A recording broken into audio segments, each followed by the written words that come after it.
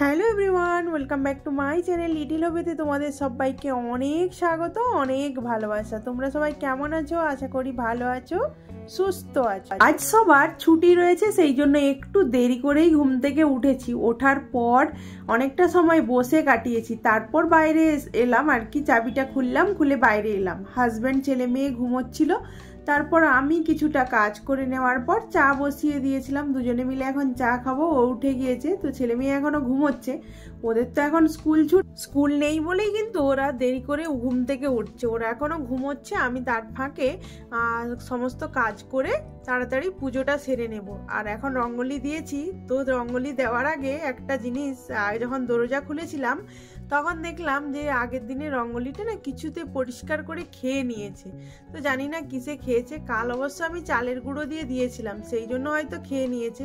কেনা যে প্যাকেট রঙ্গোলিটা সেটা শেষ হয়ে গেছে আর কি, সেই জন্য চালের গুঁড়ো দিয়ে দিয়েছিলাম, আর কিসে দেখলাম খেয়ে নিয়েছে। তো এখন দেখো অনেকগুলো পেঁয়াজ এক্ষুনি আমার হাজব্যান্ড নিচে গাড়ি যাচ্ছিল, ওখান থেকে কিনলো। এই কিছুদিন আগেই তো 80 টাকা কিলো পেঁয়াজ ছিল, তো এখন পেঁয়াজের দামটা অনেকটা কমে গিয়েছে। এখন 100 টাকাতে 4 কিলো 5 কিলো করে পেঁয়াজ পাওয়া যাচ্ছে। পেঁয়াজের সাইজটা একটু ছোট হলেও কিন্তু এই ছোট পেঁয়াজগুলো দারুণ টেস্ট হয়। আজ টিফিনে বানিয়েছিলাম আলু ভেন্ডি দিয়ে ভাজা আর রুটি, কিন্তু ভেন্ডিটা কাটার আগে ধুইনি, ধোয়ার পর কেটেছি বলে ওই জন্য ভেন্ডিটা ভাজতে গিয়ে অনেকটাই প্রবলেমে পড়তে হয়েছে। সেটা হলো ভেন্ডিটা ভাজা হতে হতেই আর কি অনেকটা পুরো ঘাঁটা হয়ে গেছে আর কি। তো দেখো এখন একটু ঘরটা পরিষ্কার করে নেব। আর রান্নাঘর না এর আগের দিন পরিষ্কার করে নিয়েছি, তোমাদের সঙ্গে আর ভিডিওতে শেয়ার করিনি। আজকে বেডরুমটা পরিষ্কার করতে এসে এই নেল পালিশ, অনেকগুলো নেল পালিশ বাতিল করলাম আর কি, শুকনো হয়ে গেছে। পরা তো সেভাবে হয় না, আমি পায়ে নেল পালিশ পরতেই বেশি ভালোবাসি, তো শুকনো হয়ে গেছে যেগুলো বেছে আর কি ফেলে দিলাম। আর এখন দেখো মাটন রান্না করব। আজকে বলেছিলাম আমার হাজব্যান্ডকে যে মাটন আনতে না, তো ও যেহেতু বাড়িতে রয়েছে ওর খেতে ইচ্ছে করছে বলছে, তাই এনেছে আর কি। কিছুদিন আগে ওর মানে কিছুদিন না, মানে 2 বছর কিংবা 3 বছর আগে, তখন ওকে ডাক্তার খেতে বারণ করেছিল বলে না, ও বেশ অনেক দিন মাটন খেত না, তো এখন আবার খাওয়া শুরু করেছে। তো দেখো এখন মাটনের অনেকটাই চর্বি দিয়েছে, তোমরা দেখতেই পাচ্ছ। তো কিছুটা চর্বি উঠিয়ে রাখলাম, ভাবলাম যে অন্য কোনো দিন ঘুগনি বানালে চর্বি দেবো। চর্বি দিয়ে ঘুগনি বানালে কিন্তু দারুণ টেস্ট হয়। তো এখন দেখো ভাত বসিয়ে দিয়েছি, আর এদিকে আলুটাও ভেজে নিচ্ছি লবণ হলুদ দিয়ে। আর তোমরা হয়তো ভাবছো যে কড়াইটা এত কালো, এটাতে না মেজে আবার ভিডিও করছে, তো তাতে দেখাচ্ছে। তো কিছু করার নেই, কড়াইয়ের মধ্যে অনেকটা তেল ছিল। কালকে পাঁপড় ভেজেছিলাম, তারপর চিপস ভেজেছিলাম, কড়াইটা লাল হয়ে গেছে। দেখো তেলটা মানে কড়াই খুব গরম হয়ে যাওয়ার পর যখন কোনো কিছু ভাজা হয় তখন কিন্তু এইভাবেই লাল হয়ে যায়। তো ভাবলাম তেলটা ছিল, কড়াইটা আবার ধোবো, তো এগুলো রান্না করে নেওয়ার পর একবারে মেজে নেব। তো রান্নার ফাঁকে ফাঁকেই দেখো একটা পার্সেল এসেছে ফ্লিপকার্ট থেকে। তো কি অর্ডার করেছিলাম সেটাই তোমাদের দেখাচ্ছি, তোমরা দেখেই বুঝতে পারছো। একটা ঘড়ি রয়েছে, হ্যাঁ একটা স্মার্ট ওয়াচ অর্ডার করেছিলাম। আর ফ্লিপকার্টে এত ফাস্ট ডেলিভারি করে।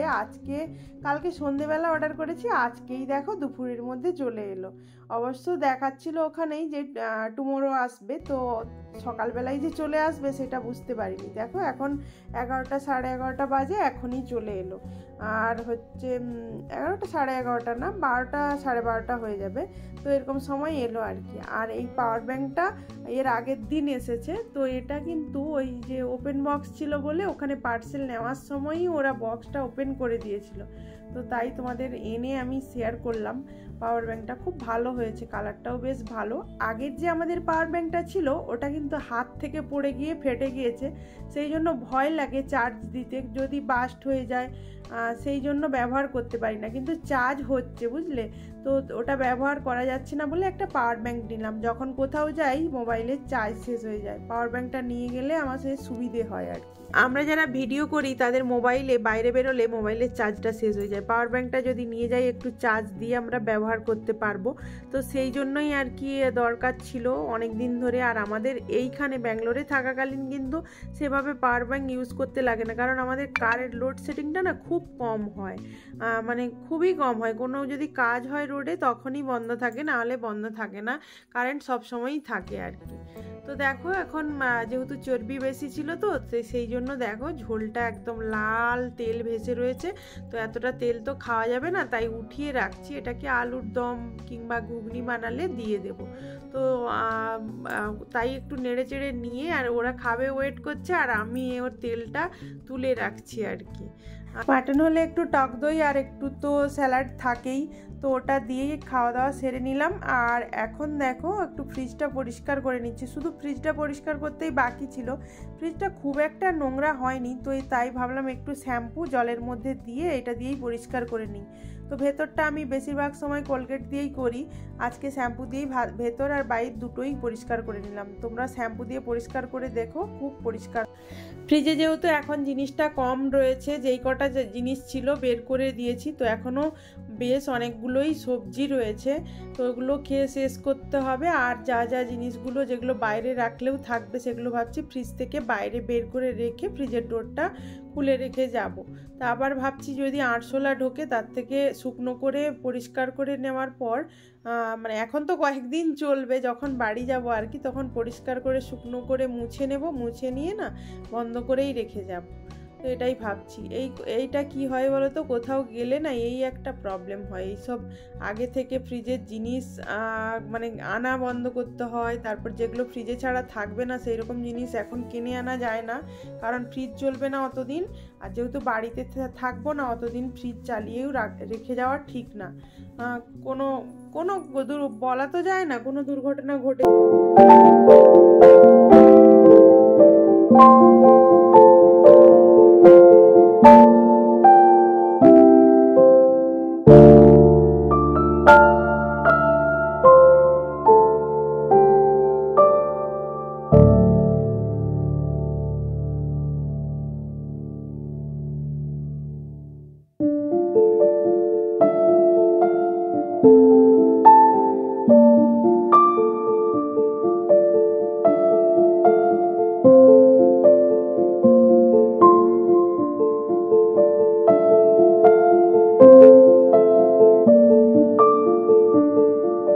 আচ্ছা, তোমাদের একটা জিনিস দেখাই, তোমরা যদি চিনতে পারো কমেন্ট করে জানিও। যেহেতু একটু ঝাপসা আসছে সেই জন্যই বললাম তোমরা চিনতে পারছো কি না। যদি চিনতে পারো কটা দেখতে পেয়েছো সেটা কমেন্ট করে জানিও। আমি তো দেখতে পেয়েছি কটা আমি জানি, তোমরা কটা দেখতে পেয়েছো কমেন্ট করে জানিও। সামনে গেলেই উড়ে চলে যাবে, আমি রোজ দেখি, আজকে তোমাদের সঙ্গেও শেয়ার করলাম। আর এখন দেখো ছেলে মেয়ে আর হাজব্যান্ড সবাই মিলে এসেছি। মেয়ের ক্লাস ছিল, ওর ক্লাস হয়ে যাবার পর এসেছি। আর ওদের যেহেতু এখন মানে প্রোগ্রাম হবে, ডান্স প্রোগ্রাম, সেই জন্য ক্লাস উল্টোপাল্টা দিনেও হচ্ছে আর কি। আগে তো শনিবার আর মঙ্গলবার হতো। হাজব্যান্ডের জিন্স নেওয়ার ছিল, এসেছি। তো কেনাকাটা যেগুলো করেছি সেগুলো একসঙ্গে ভিডিওতে শেয়ার করব। আর আমার মেয়ে এখন বসে বসে বাসের জন্য ওয়েট করছে আর কি। আর গালে হাত দিয়ে বসে রয়েছে, ওর পা ব্যথা করছে খুব, যেহেতু ডান্স করলেই না ওর প্রতিদিন পা ব্যথা করে। আর বাড়ি ফিরে আসার পর দেখো চাটা খাওয়ার পর কত জোরে বৃষ্টি নেমেছে দেখো।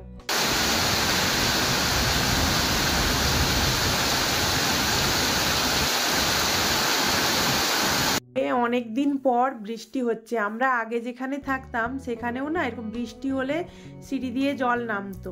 তো এখানেও আজকে কি হয়েছে জানো, সিঁড়ির ওই যে ছাদের পাইপ থাকে না, ওর মুখে মনে হয় কিছু আটকে রয়েছে, সেই জন্য এত পরিমাণে জল নামছে। আর বৃষ্টি কিন্তু প্রচুর পরিমাণে হয়েছে। যেহেতু এই সিঁড়িগুলো ঝাড় দেওয়ার ব্যাপার থাকে, তো আমরা যারা ফার্স্ট ফ্লোরে থাকি আর কি, তাদের যে তিনটে ফ্যামিলি এক সপ্তাহ করে সিঁড়িগুলো পরিষ্কার রাখে। তো আজকে ভাবলাম বৃষ্টির জল নামছে বলে আমি ঝাড়ু দিয়ে একটু সুন্দর করে সিঁড়িগুলো পরিষ্কার করে দিলাম, তাতে পরিষ্কার থাকলে আমাদের নিজেদেরই ভালো লাগবে। তো চলো আজকের ভিডিওটা এখানেই শেষ করছি। তোমরা সবাই ভালো থেকো, সুস্থ থেকো, দেখা হবে পরবর্তী ভিডিওতে। আজকের মতো এখানেই, টাটা।